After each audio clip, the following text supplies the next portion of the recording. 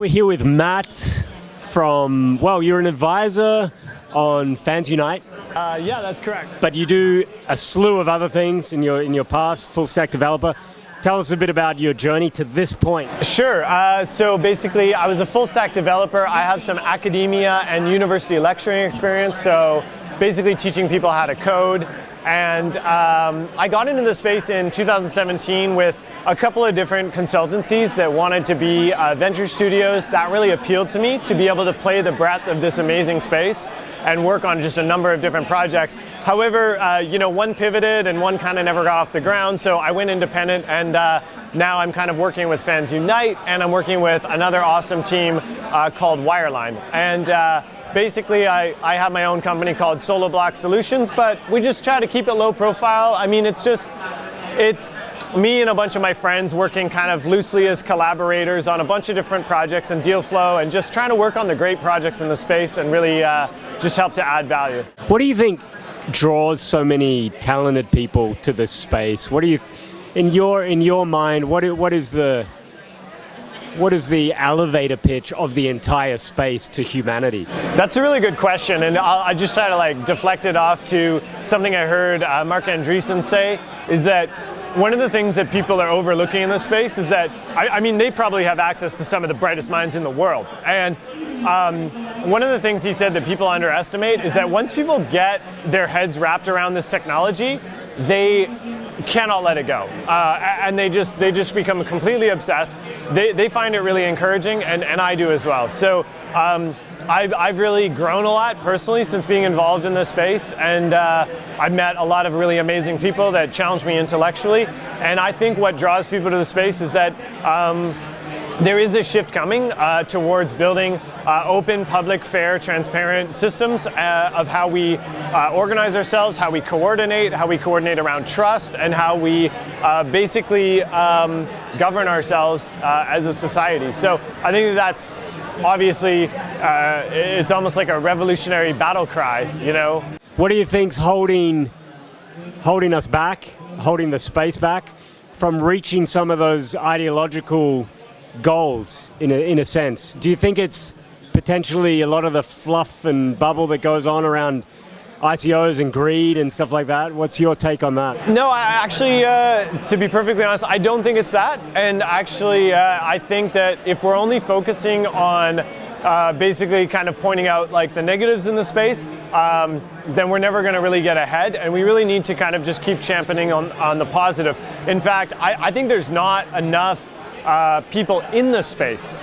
So we mentioned smart people being attracted to the space, but I even think that the space can do so much more in educating and casting a wider net to bring people in from all disciplines to actually grow this space a little bit more holistically as a whole, because this really is kind of like the way a lot of business and industry will go, and I'm not naive. This is going to take a long time, and we're also one of the limitations I think we're bumping up against is some old world infrastructure. And just to kind of cast a parallel, I mean, we saw it with sort of net neutrality, and we saw it with basically the Title II legislation in the United States. I mean, this is telecom shit applied to the internet that doesn't make any fucking sense, and then they have to dismantle it. Sorry for swearing. No worries. But they got to dismantle this stuff. They bring it in, they take it out. We need governments, we need regulators, we need people to get up to snuff with the technology. And again, it goes back to education. So I think it's paramount for the space. Do you think there's going to be some sort of hybrid model between